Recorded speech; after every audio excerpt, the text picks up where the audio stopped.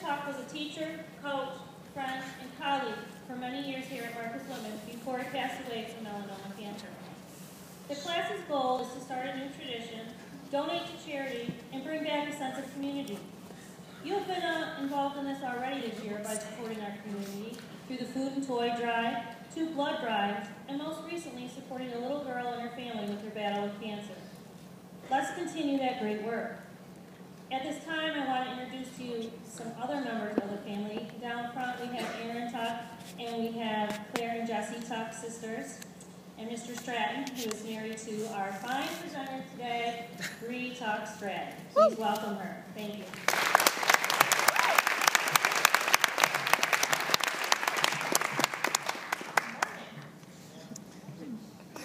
I'm incredibly honored to be standing up here this morning, but as always, I have given myself some very big shoes to fill.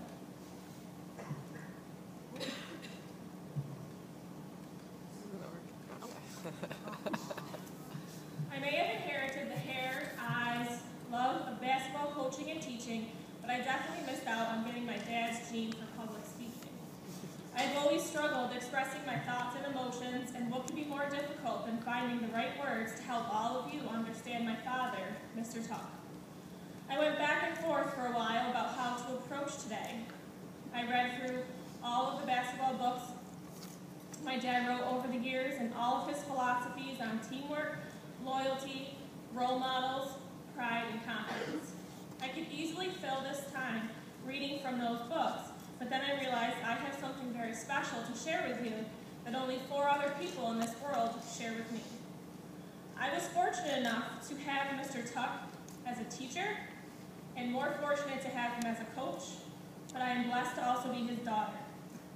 Now, I will readily admit, combining those things together wasn't always high fives and hugs. A coach's daughter is not an easy role to fill.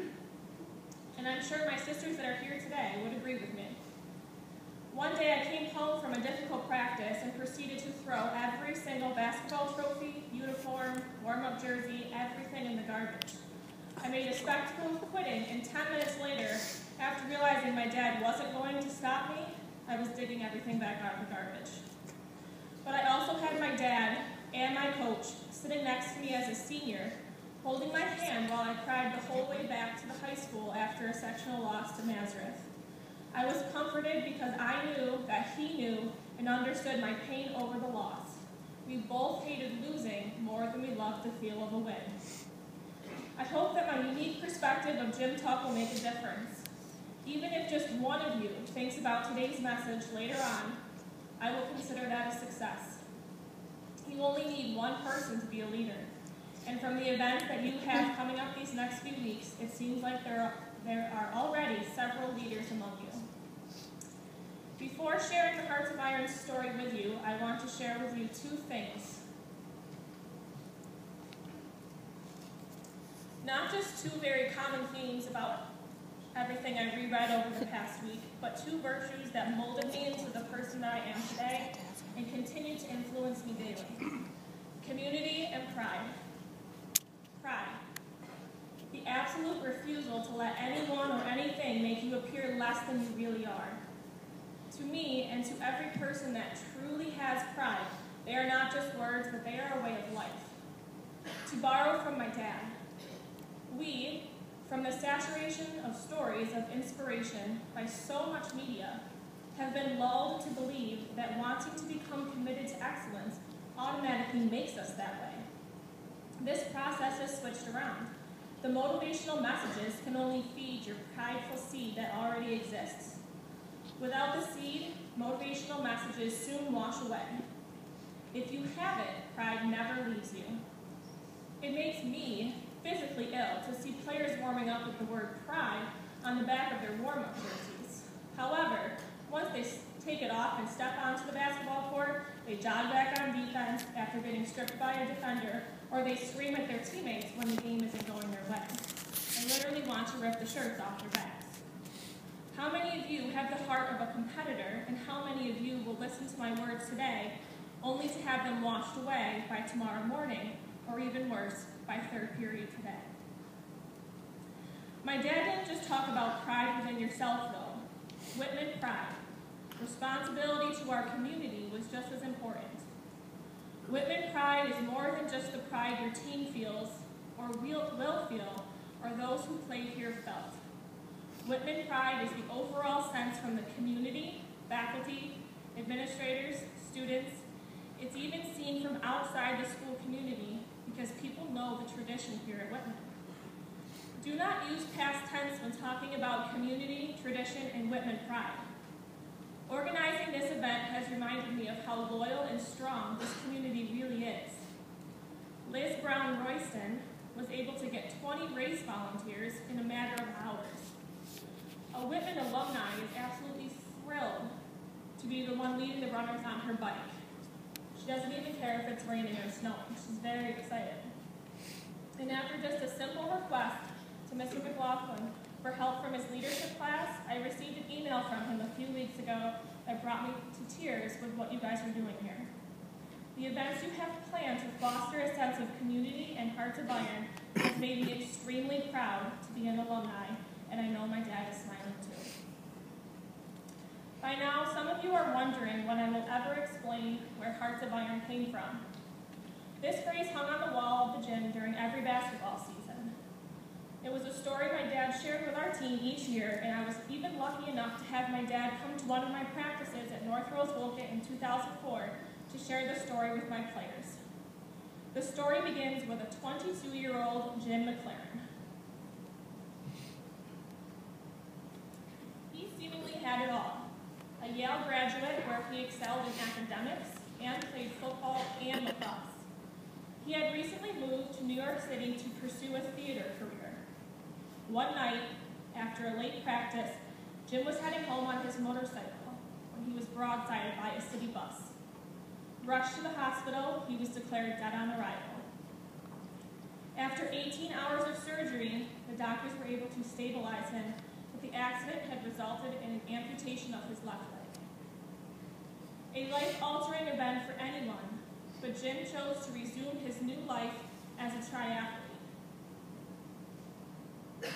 Jim said he never wanted to be taken for granted as that guy with a fake leg, so I just kept pushing myself. I don't see how anyone ever viewed Jim as the guy with the fake leg. He ran in the New York City Marathon.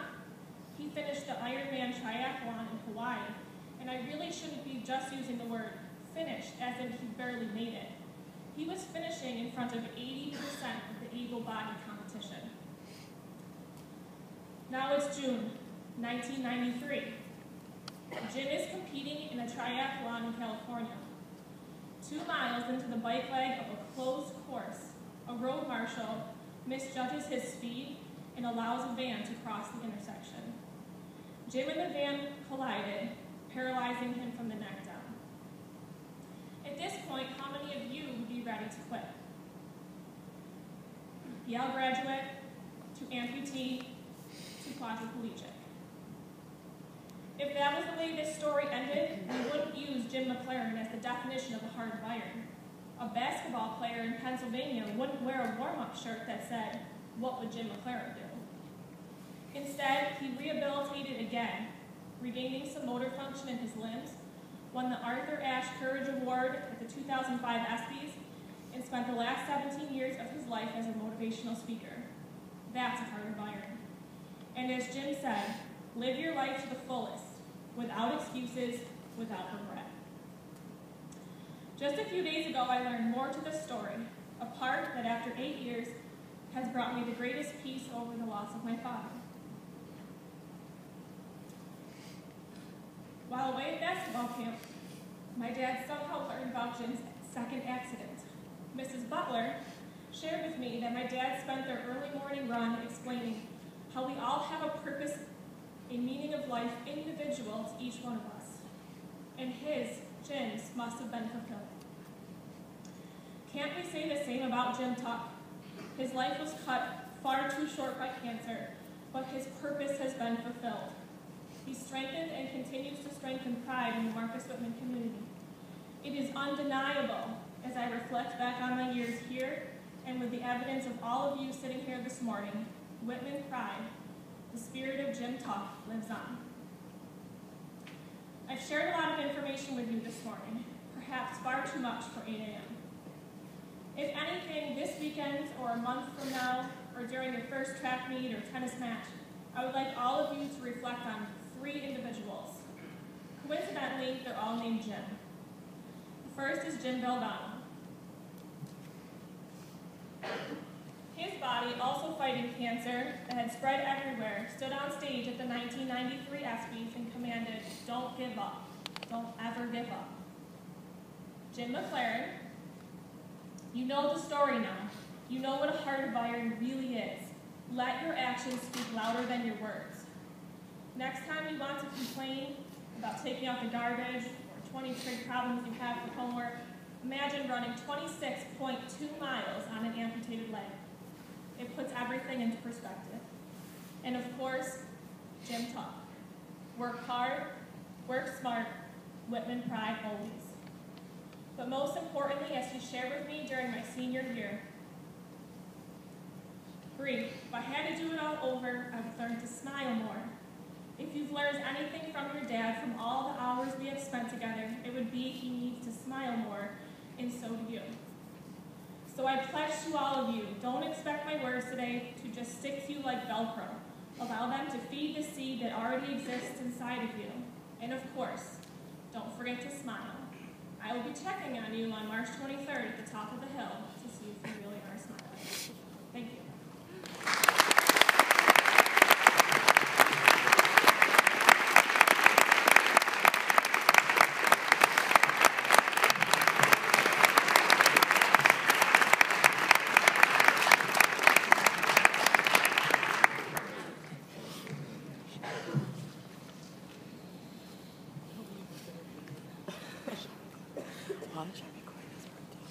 Thank you so much. At this time, we'd like to wish best of luck to the cast and crew of Guys and Dolls.